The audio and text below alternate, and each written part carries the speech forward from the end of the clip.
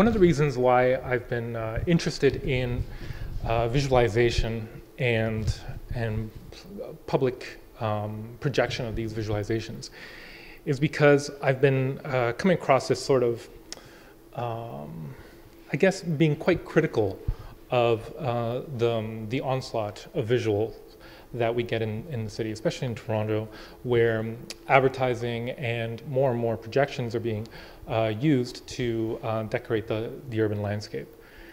Now, this at once is quite exciting. It provides a lot of creative opportunities for artists and designers, but also it keeps on adding more and more layers, more and more information in an already rather chaotic environment. And I'm thinking to myself, is there something that I can do that can change this relationship or engage with these technologies, which I actually find very intriguing, in ways that don't add more, but actually create maybe spaces or relationships that are possibly more enriching. The three things that I'll be talking about today are public, visualization, and participation. If we think of public is a rather charged word. It means transparency. It means access. It means something being made available to people so that they can look at it. It also means a space where people can come together. Visualization, the textbook, or I guess the textbook definition of it is the augmentation of cognition. So offering data in a visual means in order to help you think through your visual apparatus, help you find patterns, help you find meaning in very complex data, and hopefully it becoming information. Participation, in a way, is interaction. It's not just interaction in terms of my interaction with a computer or with other people through a computer, but it's also participation in a way that I share with others. In effect, through participation, I can create a space. And I'll show a slide and an example where that becomes very, very real. Also, participation has become a bit of a cliche. In a lot of art projects that I've seen, it's become a bit of a trend for the past 10, 15 years to involve people, either patrons to a gallery, people off the street, or a particular community in the creation of a design or of an artwork. Participation has also been used in design. From about 20 or 30 years ago, participatory design came from Scandinavian designers and unions, where they tried to create more democratic working environments. And by that I mean where workers would actually have some control over how the machines or the information communication technologies apparatus around them would actually be built in order to facilitate their work. Nowadays, it's been popularized as co-design, and it tends to be very much geared towards the creation of new markets, the creation or the getting of insight from potential customers and clients from a market, and trying to use that as a competitive advantage. Now, when I start thinking about public visualization, this is one of the earliest examples I've seen. And this is in Toronto, if you haven't seen it. This is on top of the Canada Life building. And this is a weather beacon. These weather beacons were quite popular in North America. Not so much in Europe, but in North America from the 1930s to, I think, the 1970s and 80s, where these beacons would actually start showing the weather or the temperature more than anything. They're not that useful because you're out there on the street in a public space actually feeling the weather, and then there's this beacon telling you what the weather is like. So there's a bit of a redundancy there. On occasion, they tell you when the temperature is dropping or when it's going to be rising, but also tells you if it's snowing or if it's raining. Not very useful, but weather is something that is experienced in common with others. And everyone speaks about the weather. So therefore, many advertisers thought that this would be a good way of attracting eyes, bringing people to the message below. So in this case, it would be Canada Life. In other places, it's Wells Fargo in Cincinnati. Now, the environment and weather are not far from the minds of designers who are concerned with this media and with issues of public importance. This is called Nuage Vert, and this particular version was mounted in a suburb of Paris. The original was done in Helsinki, and it's done by an artist called Hehe. And what's being done here is, when you think about visualization, you think about charts. You think about multiple variables on a matrix. This is exceedingly simple. It's more of a highlighting of a fact, of emissions from a power plant. At the same time that this was being done, this was done over a night in the winter, people who lived around this power plant participated in a program that aimed to bring down the consumption of energy. So they turned off their electricity or their lights for about an hour. So this is how they felt like they were participating in this larger visualization. It wasn't interaction controlling something or shifting the view in order to see another angle of the data. It was more of a creation of a space between a pillar, a plume of smoke, what it signified, the highlighting of it, and an event that surrounded that. Taking this as an inspiration, a group of designers, they're called Realities United, are working with big architects. That's the actual name of the architects, called Bjarke Ingels Group, Big Architects, in Copenhagen. And what they've done is if they've taken a waste-to-energy plant, and they've created a building around it, where people can, and a building so tall that it's a small hill where people can actually ski down the slope in the winter. What the big innovation here is that it creates these smoke rings that lift into the air every few seconds, maybe every minute. Each one is 250 kilograms of carbon.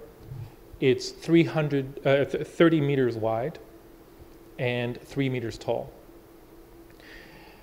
And what the artists, Realities United, are proposing to do, this is still, it's being built, but this was their proposal and they were commissioned to do this, so this should be coming up in a year or so. They're highlighting that plume. They're highlighting that unit of carbon that's being emitted. So there's I think a few 100,000 that would be emitted throughout a year. But as you can see here, especially in the day, but even more so at night, you'll be counting off your energy consumption. So this is a kind of visualization.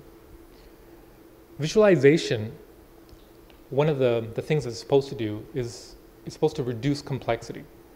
It's supposed to augment cognition. It's supposed to allow you to compare variables. But these things are so exceedingly simple that criteria doesn't really fit that. I'm starting to think that there's another set of criteria that should be used for some kinds of visualizations, where they're quite charged, where they create publics. And here I'm talking about publics in a way that John Dewey, Bruno Latour talk about publics. And publics are people who gather around an issue. So an issue could be what Hehe did with highlighting the actual exhaust from a power plant, or this, where you highlight and it's actually part of the architectural project to highlight the exhaust from a waste-to-energy plant. Another way of looking at this is what Andrea Pauly and Chuck Varga did. This was in 2010 in San Jose during their biennial. They measured the particulate matter in the air in downtown San Jose. Apparently, it's very polluted there. And whenever the rate of pollution came up or down, especially through the traffic on the street below, the actual waves coming down would be perturbed. People can actually take their phone and go to the bottom of these falls. They're called particle falls, and use their phone to actually collect this data as well. So here, what's being done is, once again, circling people around, creating a public around a particular issue. And this is the pollution in San Jose. Here, interaction is pushed a little bit further so that you're actually using your smartphone to collect data. Another example, and this was also in San Jose, the most recent biennial, this is called Data Grove. This tries to create a space, or a space that's rather virtual but physical as well. This is part of the interesting tension that they play with, where they create a physical, sculptural piece that visualizes the atmosphere, but not the atmosphere in terms of weather or in terms of pollution, but the atmosphere in terms of the cultural atmosphere of Silicon Valley. Tweets are being brought out, analyzed, and when certain topics are trending, those are things that are flashed, that are spoken. They have speakers here that actually talk about these things. And when people come closer to them, they activate another part of the visualization. So here, networking, tapping into a larger space, and also allowing people to approach the data in a physical means is what drives this kind of public visualization. Not all the projects I'm going to show are visualization per se. What I'm kind of interested in is how people can come together to create a space. And through their participation, they actually create a space. Many of you may be familiar with Rafael Lozano Hemmer. He's a Canadian-Mexican artist who is quite popular now and doing a lot of exhibits around the world and installations around the world. And about 10 years ago, he made this piece called Body Movies, which involves very high-powered projectors projecting onto a large flat space and projecting photos. These photos are taken during the day around that city center. And what happens is, when people approach the wall, the size of their shadow goes up and down. And at a certain time, when their shadow reaches a certain size, a certain image comes up. If someone comes up beside them, another image might come up. Or if the image is quite large, then you have to act together in order to find out the rest of this image. So what this does, through a very playful sort of method, it tries to engender a sense of conviviality through participation, through bringing people together, people who may or may not know each other, who become anonymous because of their shadows, but also they share a space. This is a very well delimited space, a space that might not be used for this otherwise.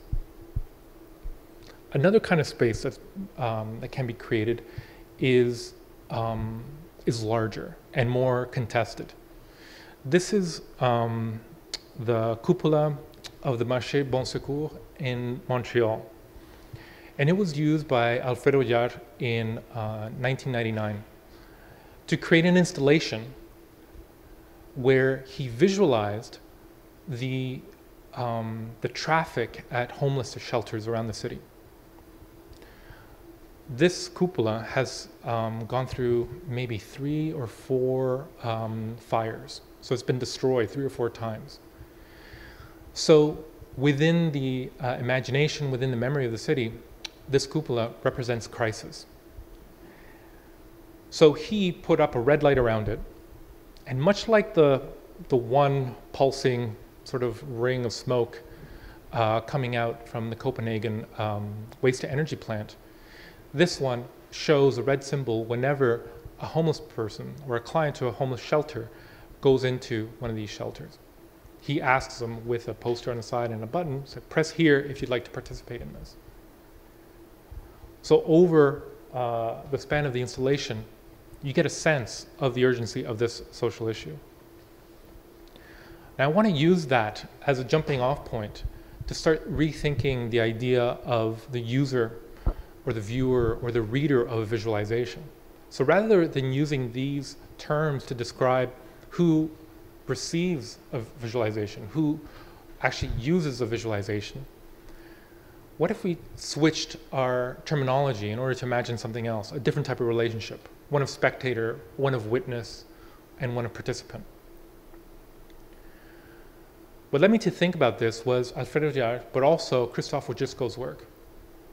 In this work, the Tijuana projections, he takes a projection, a video projection, a closed circuit video feed, and a harness with lights. And he uses it as a way of adding testimony to a certain situation. In this particular case, it's in Tijuana, and these are women who are employed in the maquiladora factories. These are factories that very often hire women because they're in vulnerable positions, they can be paid very little, and their domestic life or the working conditions are quite poor. So to add testimony to this particular issue, people who were in those situations, who are in the situations, talk about them, but talk about them in a very public way. Mapping it, as Wojcicko did, onto a large amphitheater of the cultural center in Tijuana. Very emotional. You don't see people here in the plaza, but I think this is just a still, a production still. But on the day of this event, there were many people around, and the person giving testimony was walking all around. Wojcicko also did something else. He's been known to do projections that are quite provocative. In this one, he creates a relationship between convicts and victims of crime. The convicts are videotaped, but their faces are not shown, only their hands while they talk. And they talk to a victim of crime. The victim of crime, if you can see right here, talks to the convict through a microphone, therefore creating a relationship between the two. And there's a whole group of people around them witnessing this interaction. You can create analogies to a healing circle or to or therapy, but this has become very public. This has become something where a user is no longer a user, a viewer is no longer a viewer. The person is a participant, he's a witness or she's a witness. What was interesting about this is that the original place for projecting these hands was going to be the courthouse in St. Louis. This is called the St. Louis projections. And at the very last minute, City Hall prevented Wojcicko from actually presenting or projecting these images onto the courthouse for fear of there being, it being too charged. Convicts' hands on top of a courthouse. So at the last minute, they had to move it to the public library, which was right across the square. So place is actually really important. Peter Greenaway is using space, participation, and public in very similar ways to create a theatrical event. Peter Greenaway took this painting by Veronese. It's called The Wedding at Cana. It was a painting in Venice that was, I guess, pilfered, taken by Napoleon. And it's on display in the Louvre. This installation is in Venice. It was during the biennial. I think it was about 2 years ago. What Peter Greenaway did was he scanned the original, retouched it, not himself, but he hired people, and then printed out one-to-one printout of this original and mounted it in the place where it actually was before it was stolen. And not only did he do that, but he started excavating into the story behind this, and therefore creating a public around the significance of this painting in this space. He's subsequently taken this on the road and completely extracted it from the place itself. So I think this is probably one of the more successful ones. And now he's doing that with a few other paintings. I'm going to show you 3 projects that I'm currently working on that tries in some measure to deal with these ideas. The first one is the Archives of Ontario. Myself and my collaborator Dave Colangelo are working with the Archives of Ontario at York University to visualize part of their collection and also to start showing the processes within their facilities. This was an original concept and it didn't quite work out because I don't know if you know, but there's a subway extension coming to York University. It's been coming for the past 25 years, and actually finally they've broken ground, and all of this space that you see here is completely obstructed with cement trucks, and it's a huge open pit. So we've changed tactics. We've gone to the backside. This is the backside of the research tower. Below is the Archives of Ontario. The vantage point that we're thinking about is here.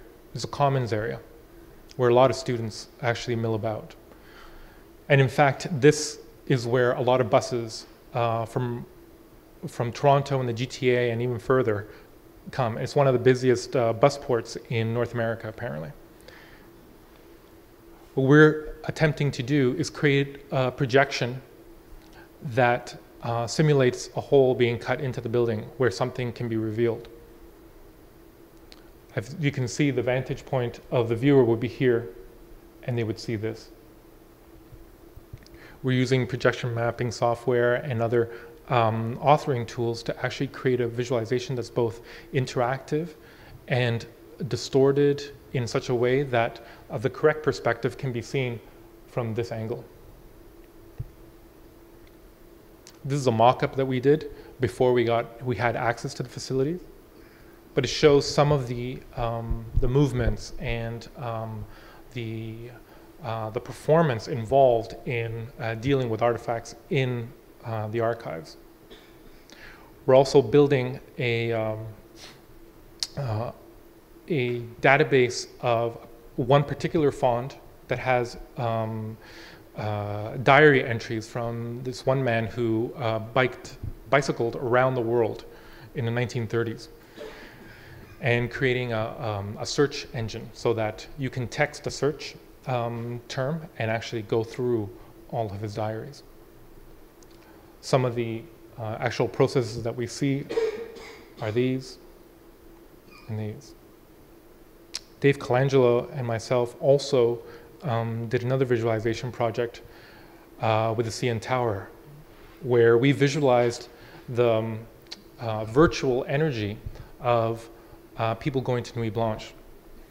Nuit Blanche is a very large event in Toronto, maybe a few 100,000, the promoters say more, actually attend the event. We received over the night about 5,000 different users texting us the word energy. And as people texted us, the faster these animations came. And they got a sense of how people were interacting with the actual monument, with themselves. It was quite interesting. We sent around flyers. We had people on the street telling people how to do this. and we actually recorded some of the interactions.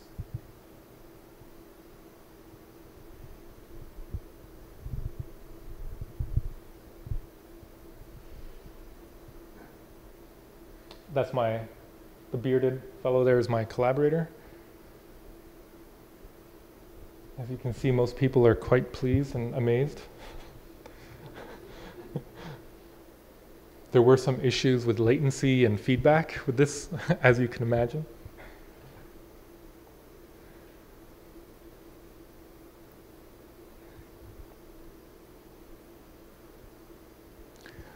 So I put this slide in here in order to think about participation, so that I don't give you the impression that I think participation is this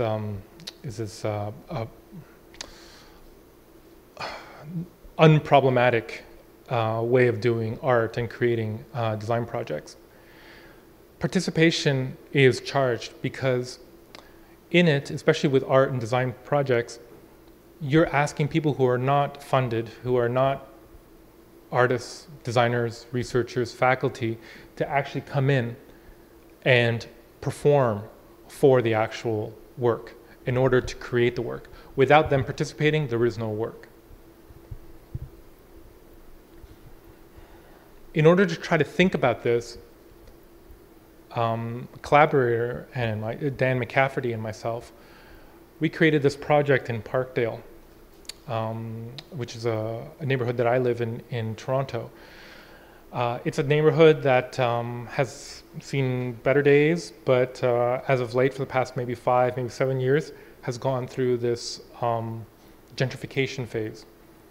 And some things are getting better, some things are getting worse because of this. Working with the public library, we offered 3D modeling and Google Earth skills building workshops. They were free. We allowed people to gain skills to do whatever they want, to get jobs, to add it to their resume, to seek other opportunities. And what we wanted out of it was for people to tell us about what they thought was important about Parkdale. This was a very low budget project. We canvassed, we put flyers out, we even had a sandwich board, and we had a lot of participation. We ran the workshops within the library. We borrowed laptops from the actual library and mostly from OCAD University. People created things, they put them into Google Earth. They made recommendations of what structures should be in Parkdale, however impractical they may be. They even suggested to remove the Brock monument to actually Brock Street at Brock and Queen. What we did was we provided these workshops. People could come as often as they wanted, and they can build the skills to the extent that they wanted to. But we would collect their artifacts and present them.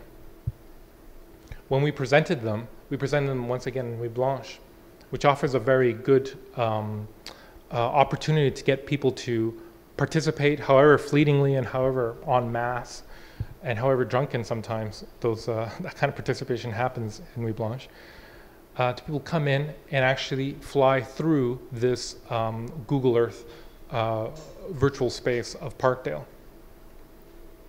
We green screened the back and projected them into this world where through a game controller they could fly through the actual world.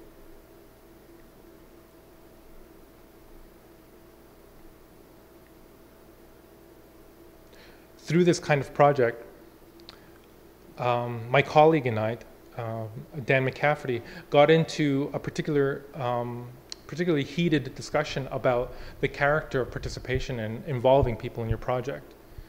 It was over a few beers, so I think it got a little bit more heated than it should have, and we're still collaborating. But his position was that as researchers, as artists, as academics, we should perform or assume the position of being one on the same level with the community that we're dealing with. I, on the other hand, respected that approach, but found it disingenuous. For us to be, especially within Parkdale, where resources are very scant, people didn't have their laptops. The people we dealt with didn't have university education, but we were employing them in a way and paying them with this knowledge transfer. For me, being more transparent, showing them that the fact that we are actually coming from this position and offering some sort of exchange, but being explicit about that and not trying to assume a position in a sort of superficial way would be more equitable and more transparent, actually. One of the last things I want to leave you with is this image. This image was used by James Corner, and it's part of the Book of Hours by the Limburg brothers, and it shows a particular kind of space, and it's a visualization of a particular kind of space. It's an agrarian society, but in this visualization we have the interaction of architecture, of space, of people working, and of time.